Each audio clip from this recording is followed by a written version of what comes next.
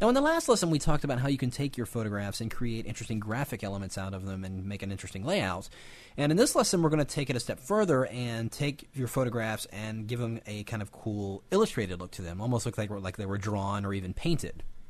So here I have a document all set up. If I go under image size, you can see that it is relatively small. It's roughly 10 by 6 at 150 ppi. Again, what I mentioned earlier about resolution, just be aware if you're going to be building something that's going to be in print, you're going to be in a much higher resolution setting. So that's all set. The only photo I have that I'm going to use is this photo of this young lady right here, and you can see it's flattened against a white background, so we need to extract the subject from the background. And since we're going to be turning this into what kind of looks like a drawing, then I don't necessarily need it to mask it perfectly. I don't need to go in and use my channels and everything. All I'm really going to use is my magic wand.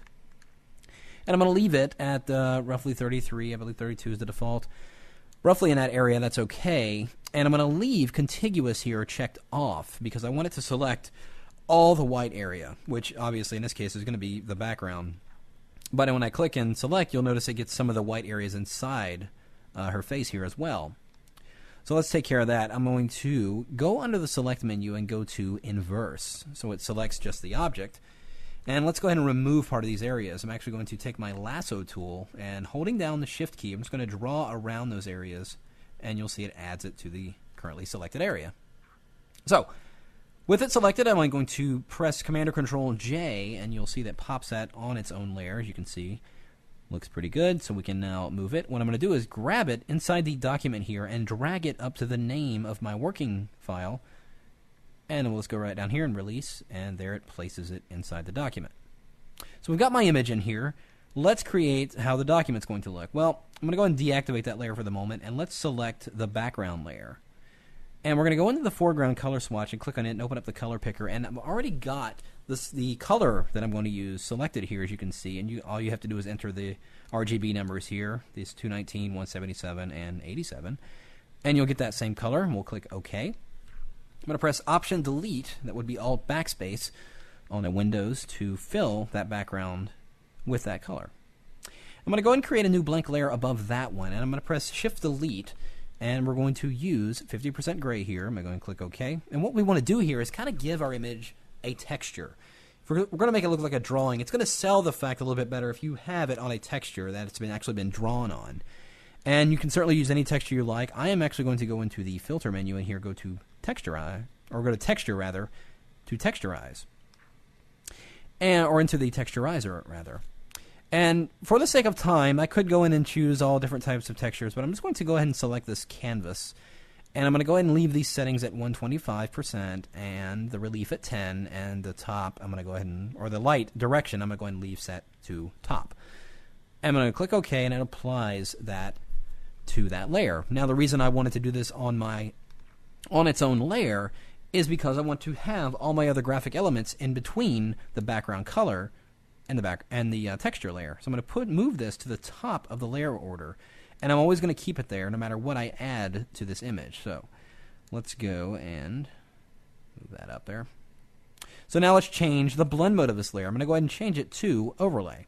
You'll see it applies a texture to my image there.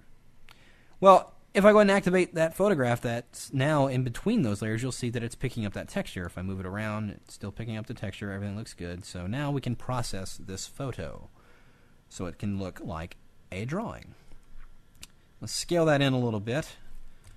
I'm going to press Enter, and I'm going to go ahead and create a duplicate of this layer. I'm going to press Command or Control J, so I have two versions of this.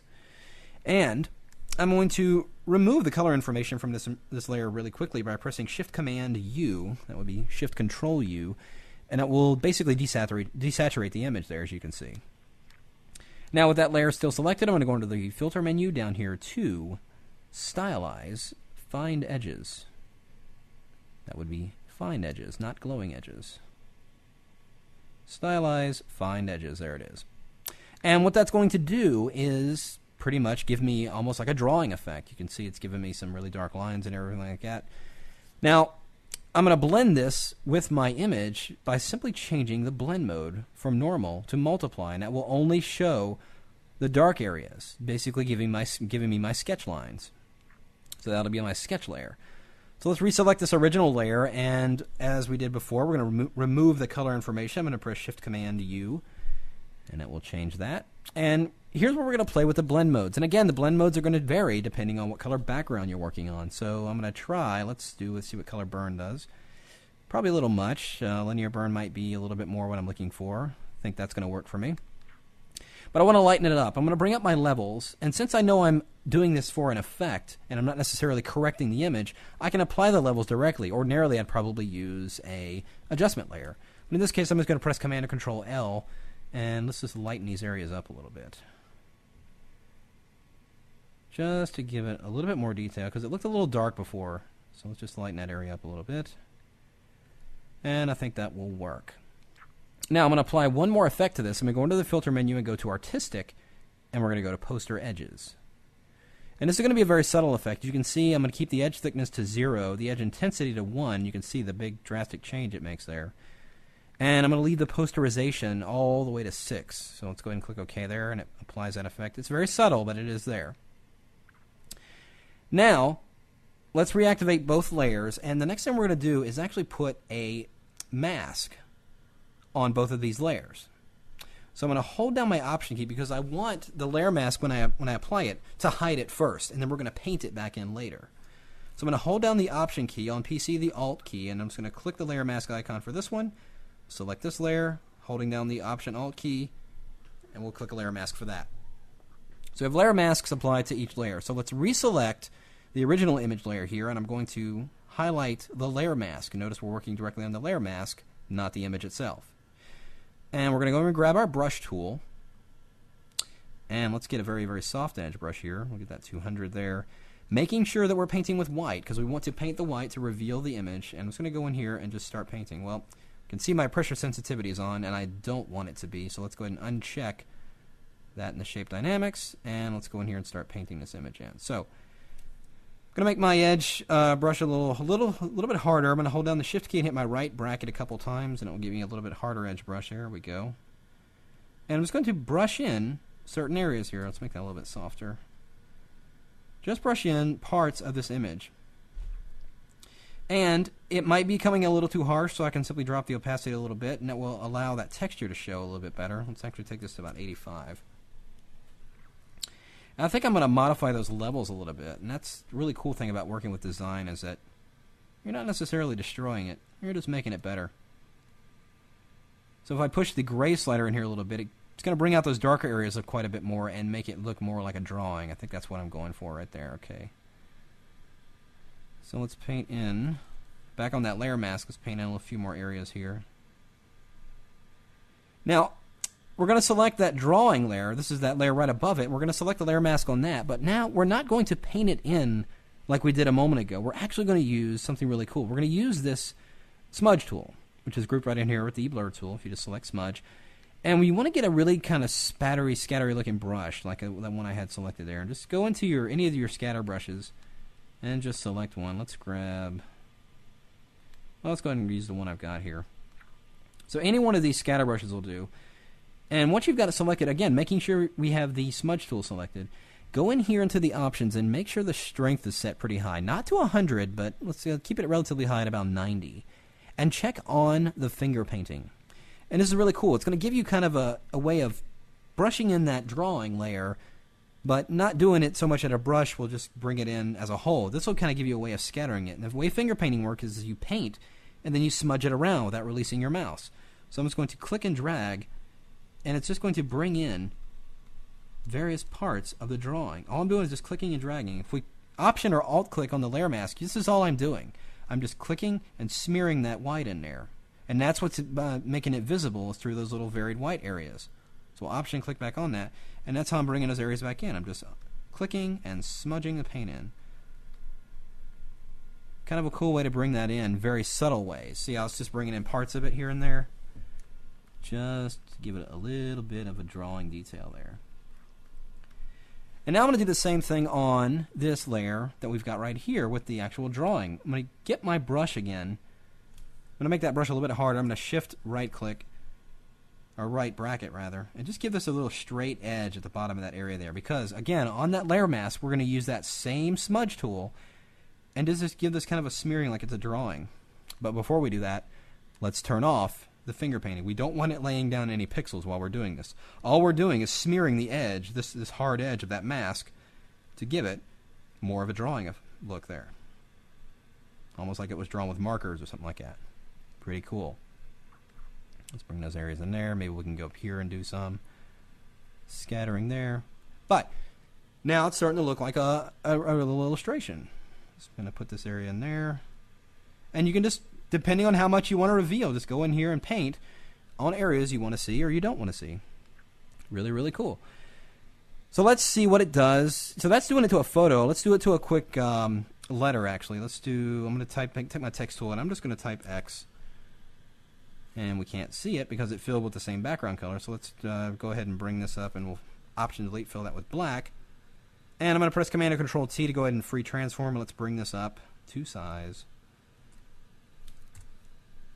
And I'm going to go ahead and rasterize the text. So I'm going to go ahead and hold down my Control key and then right-click right on that, or just click right on that layer, and I'm going to choose Rasterize Type.